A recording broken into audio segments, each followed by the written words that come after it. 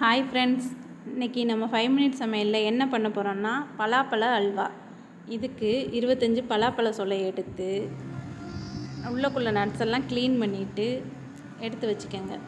இதை நம்ம வீட்டில் உள்ள பொருட்கள் வச்சு ஈஸியாக செஞ்சிடலாம். இதுக்கு 200 கிராம் வெல்லம் எடுத்து ஒரு டம்ளர் தண்ணி சேர்த்து கரைச்சி வச்சுக்கோங்க. அடுப்பில் வச்சு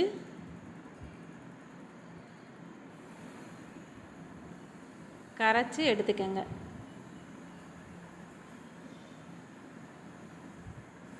பலாப்பழத்தை ஒரு மிக்ஸி ஜாரில் சேர்த்து அதை நல்லா மையாக அரைச்சி வச்சுக்கோங்க.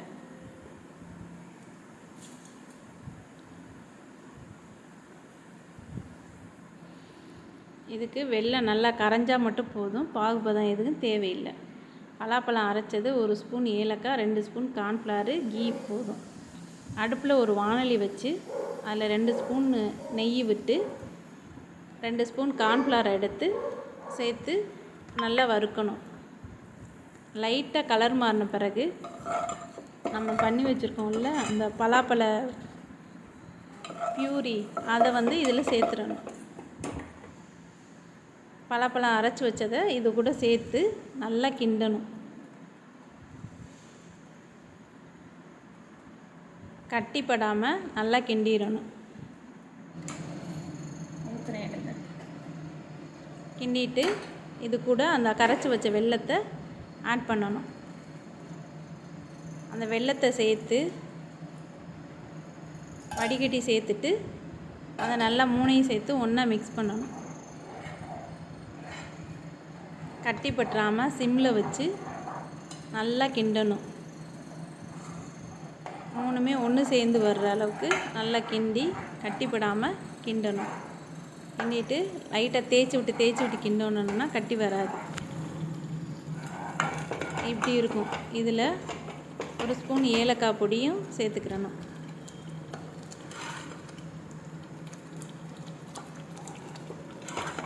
ஏலக்காய் பொடி சேர்த்து நல்லா கிண்டணும். இப்படி இருக்கும். இது கூட மறுபடியும் 2 ஸ்பூன் கீ விட்டு கிண்டிக்கிட்டே இருக்கணும். மேலே தெரிக்கும், பார்த்து கவனமாக செய்யணும். இடையிடையே இப்படி கிண்டிக்கிட்டே இருக்கணும். அப்போ தான் கொஞ்சம் கொஞ்சமாக திக்காகும். இப்போ மறுபடியும் ஒரு 2 ஸ்பூன் கீ சேர்த்து கிண்டணும்.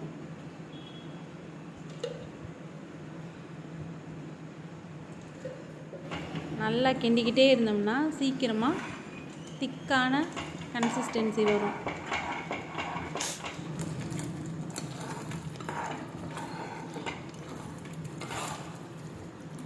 இப்போ இப்படி இருக்கும். இன்னும் கொஞ்சம் நேரம் ஆகணும். அப்படி கிண்டிக்கிட்டே இருந்தோன்னா நம்ம ஒரே கிண்டிக்கிட்டே இருக்கணும்னு அவசியம் இல்லை, விட்டு விட்டு கிண்டலாம். நான்ஸ்டிக்கில் பண்ணோம்னா ஒட்டவே ஒட்டாது, அப்படியே ஈஸியாகவும் இருக்கும் நம்மளுக்கு. இப்போ ஓரளவு திக்காக இருக்குது. இன்னும் கொஞ்சம் நேரம் இருக்கணும். கிண்டிக்கிட்டே இருந்தோன்னா ரொம்பவும் கீ தேவைப்படாது நம்மளுக்கு. நான் இது வரைக்கும் ஒரு 6 ஸ்பூன் தான் யூஸ் பண்ணியிருக்கேன்.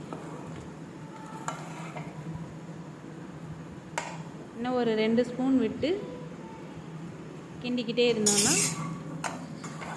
இந்த ஸ்டேஜ் வந்துடும். இது கரெக்டான ஸ்டேஜ். இதை ஒரு நெய் தடவுன பிளேட்டுக்கு நம்ம ட்ரான்ஸ்ஃபர் பண்ணிட வேண்டியதான். இதுதான் கரெக்டான, நம்ம இந்த எடுத்து போடுறேன் பார்த்தீங்களா, இப்படி விழுகணும். இப்படி இருக்கிறது தான் கரெக்டான ஸ்டேஜ். இதை ஒரு நெய் தடவுன பிளேட்டில் ட்ரான்ஸ்ஃபர் பண்ணிட வேண்டியதான். இதை நீங்களும் செஞ்சு பாருங்கள். செஞ்சு பார்த்து எப்படி இருக்குன்னு சொல்லுங்கள். ரொம்ப டேஸ்ட்டாக இருக்கும். ஈஸியானது கூட, நம்ம வீட்டில் உள்ள பொருட்களை வச்சு ஈஸியாக பண்ணிடலாம். சாப்பிட்டு பார்த்து டேஸ்ட் எப்படி இருக்குன்னு சொல்லுங்கள். தேங்க்யூ.